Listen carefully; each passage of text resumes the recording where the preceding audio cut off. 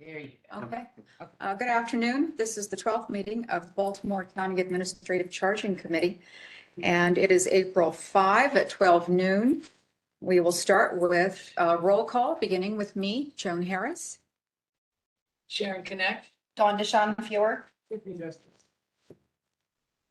And our first order of business is going to be the approval of the minutes from the March 8, 2024 meeting. Motion to approve the Baltimore County Administrative Charging Committee, March 8, 2024 meetings as presented. Second. All in favor? Aye. And it's unanimous, and those meetings are hereby adopted. We have really just one quick legislative update from Henry under new business. Thank you, Madam Chair. Yes, so just very briefly, the legislation, sorry, let me pull up my list here.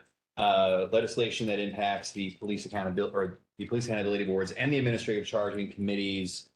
There are only two bills that have made it through what's called crossover, which means they have passed one chamber and made it to the other. All legislation at this point, in order to be considered, must have already crossed over. So only two bills can theoretically be passed with legislature and become law.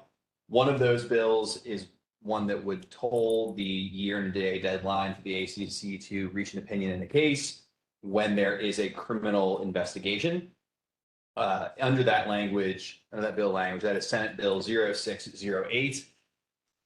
In that situation, the year and a day deadline starts when the criminal case is resolved, either if Internal Affairs deems there is no criminal component, either or they complete their investigation and do not press charges, or the case is somehow adjudicated at the court level. Either it's the officer's charged and the case is dismissed, or it goes to trial.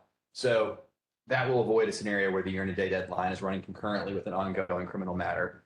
The other piece of legislation is SB 0607. That legislation, as initially written, would have made somewhat significant changes to the ACC. As amended, it will make no changes. The legislation would have stated that basically minor offenses, those that do not go above written reprimand, would not go to the ACC if the officer and Internal Affairs agreed to the facts and to the punishment. So, for instance, if the officer, by example, rude and discourteous conduct, if the officer agreed that rude and discourteous conduct happened, agreed to the facts as presented by Internal Affairs, and agreed that written reprimand was the appropriate punishment in that circumstance, the matter would not go to the ACC and could not proceed to a trial board. The officer would have to accept that, what's called summary punishment. That legislation was subsequently amended so that the only cases that applies to are cases that do not deal with the Administrative Charging Committee. So it only deals with cases that would be held internally anyway. So cases that don't involve members of the public. That in turn means there's relatively little change as it pertains to what the ACC reviews. That legislation was opposed by the sheriffs and chiefs due to the amendment. The legislation that expands the year and a day deadline in cases of criminal investigation was supported by the chiefs, the Fraternal Order of Police, and the ACLU supported the legislation, and the state prosecutor's office and public defender's office all support the year and a day deadline being extended.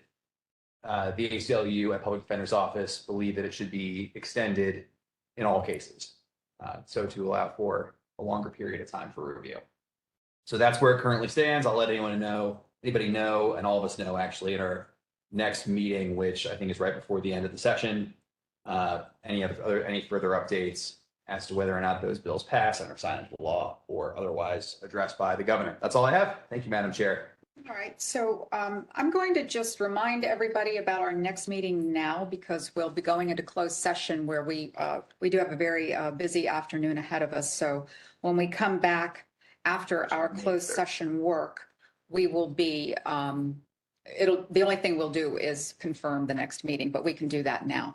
And that's May 3rd, did you say? May Henry? 3rd, yes. The agenda incorrectly states June 3rd. It is May 3rd. Right, so May 3rd is the next meeting at 12 noon, same place. and by WebEx. So at this time, we're going to go into closed session so that we can consider the matters in front of us. May I please have a motion to enter closed session?